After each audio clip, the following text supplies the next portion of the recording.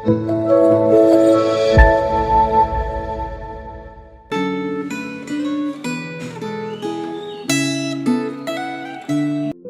saudara-saudari terkasih, syukur kepada Tuhan satu hari boleh Tuhan berikan kembali kepada setiap kita.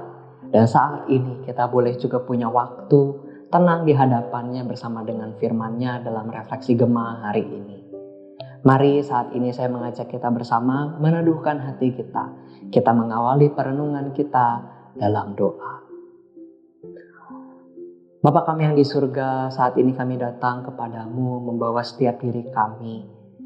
Kiranya Tuhan saat ini kami boleh mengalami waktu yang indah bersama dengan Engkau. Di dalam segala hal yang kami lalui, biar dalam waktu ini kami boleh sungguh-sungguh duduk dengan tenang, menikmati waktu kami bersama dengan Engkau, dan firman-Mu boleh menyapa setiap kami. Terima kasih ya Tuhan, dalam nama anak-Mu Yesus Kristus kami berdoa. Amin. Saudara-saudari terkasih, perenungan kita hari ini terambil dari Imamat 5 ayat 14 sampai pasal yang ke-6 ayat yang ke-7 dengan sebuah tema kurban penebus salah. Saat ini saya akan membacakan bagian firman Tuhan ini bagi setiap kita. Mari kita bersama-sama menyimak pembacaan firman Tuhan ini. Tuhan berfirman kepada Musa, apabila seseorang berubah setia dan tidak sengaja berbuat dosa dalam sesuatu hal kudus yang dipersembahkan kepada Tuhan, maka haruslah ia mempersembahkan kepada Tuhan sebagai tebusan salahnya seekor domba jantan yang tidak bercela dari kambing domba, dinilai menurut shikal perak, yakni menurut shikal kudus, menjadi korban penebus salah. Hal kudus yang menyebabkan orang itu berdosa haruslah dibayar gantinya dengan menambah 1/5, lalu menyerahkannya kepada imam. Imam harus mengadakan pendamaian bagi orang itu dengan domba jantan, korban penebus salah itu, sehingga ia menerima pengampunan. Jikalau seseorang berbuat dosa dengan melakukan salah satu hal yang dilarang Tuhan tanpa mengetahuinya, maka ia bersalah dan harus menanggung kesalahannya sendiri. Haruslah ia membawa kepada imam seekor domba jantan yang tidak bercela dari kambing domba yang sudah dinilai sebagai korban penebus salah. Imam itu haruslah mengadakan pendamaian bagi orang itu karena perbuatan yang tidak disengajanya dan yang tidak diketahuinya itu, sehingga ia menerima pengampunan. Itulah korban penebus salah. Orang itu sungguh bersalah terhadap Tuhan. Tuhan berfirman kepada Musa, apabila seseorang berbuat dosa dan berubah setia terhadap Tuhan dan memungkiri terhadap sesamanya barang yang dipercayakan kepadanya, atau barang yang diserahkan kepadanya, atau barang yang dirampasnya, atau apabila ia telah melakukan pemerasan atas sesamanya, atau bila ia menemui barang hilang dan memungkirinya, dan ia bersumpah dusta dalam perkara apapun yang diperbuat seseorang sehingga ia berdosa. Apabila dengan demikian ia berbuat dosa dan bersalah, maka haruslah ia memulangkan barang yang telah dirampasnya, atau yang telah diperasnya, atau yang telah dipercayakan kepadanya, atau barang hilang yang ditemuinya itu, atau segala sesuatu yang dimungkirinya dengan bersumpah dusta. Haruslah ia membayar gantinya sepenuhnya dengan menambah 1/5. Haruslah ia menyerahkan kepada pemiliknya pada hari ia mempersembahkan korban penebus salahnya. Sebagai korban penebus salahnya haruslah ia mempersembahkan kepada Tuhan seekor domba jantan yang tidak bercela dari kambing domba dan sudah dinilai menjadi korban penebus salah dengan menyerahkannya kepada imam.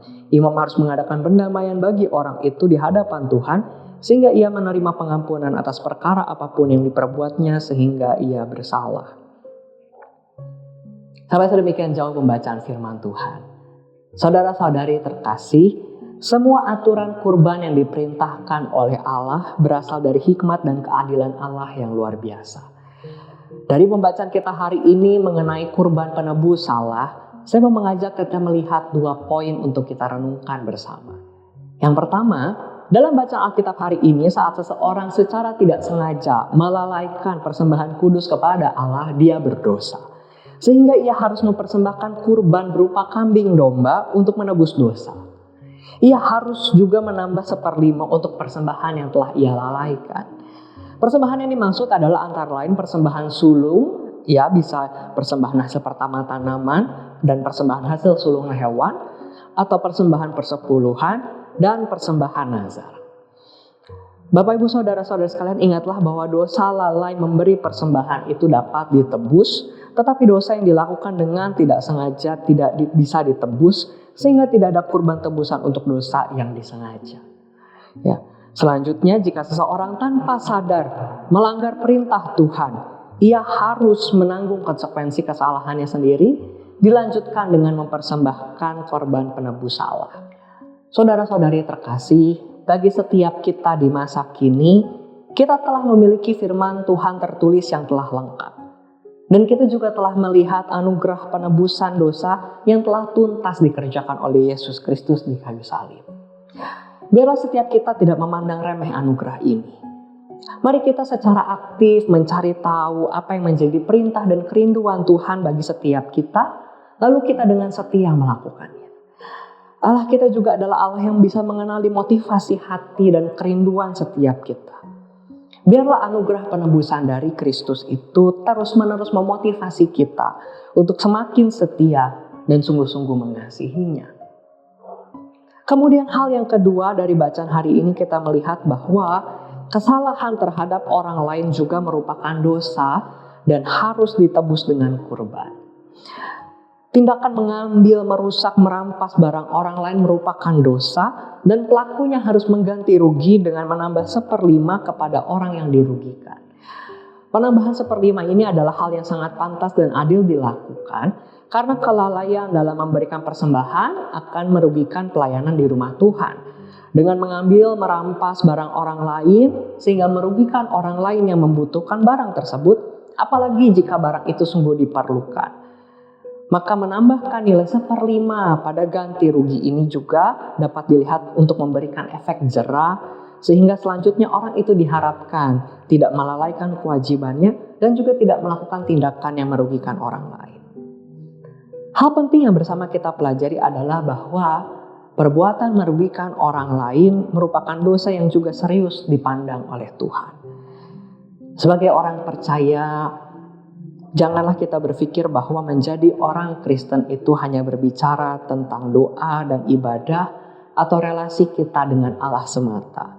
Sehingga kemudian kita mengabaikan atau meremehkan cara kita memperlakukan orang lain. Orang beriman seharusnya selalu memperhatikan relasi dengan Allah dan juga relasi dengan sesama. Saudara-saudari yang terkasih, di penghujung perenungan hari ini, mari kita renungkan 2 pertanyaan. Pertama, sudahkah kita setia dan sepenuh hati melakukan perintah Tuhan? Atau jangan-jangan ada kalanya kita kendor dan melihat anugerah Allah itu dengan remeh. Kita menjadikan anugerah Allah, anugerah penebusannya itu seakan seperti kesempatan untuk berdosa lagi karena toh Tuhan ampuni juga. Jika demikian, ambillah waktu pribadimu di hadapan Tuhan dan mohonlah pertolongannya untuk mengarahkan kembali hati kita yang telah berbelok itu. Sudahkah kita setia dan sepenuh hati melakukan perintahnya? Kemudian pertanyaan yang kedua yang dapat kita renungkan di dalam waktu pribadi kita, apakah iman Anda kepada Allah itu telah terwujud dalam sikap mengasihi sesama manusia? Sudahkah iman itu terwujud dalam sikap mengasihi sesama manusia? Mari kita berdoa. Bapa, tuntunlah kami untuk menjadi murid-murid-Mu yang setia. Ajarlah kami untuk boleh terus mensyukuri penebusan dari-Mu, anugerah yang Engkau berikan bagi bangsa Israel dan bagi setiap kami, untuk bisa menerima penebusan dosa. Engkau telah memberikan jalan, baik bagi bangsa Israel, lewat korban penebus salah untuk menebus dosa mereka. Dan bagi setiap kami hari ini, Engkau telah mengorbankan anak-Mu yang tunggal untuk setiap kami. Biarlah setiap kami datang terus di hadapan-Mu dengan hati yang terus memandang berharga anugerah penebusan daripada-Mu. Tuntunlah kami agar kami bisa terus menjadi pelaku-pelaku firman-Mu. Dalam nama anak Yesus Kristus kami bersyukur dan berdoa. Amin.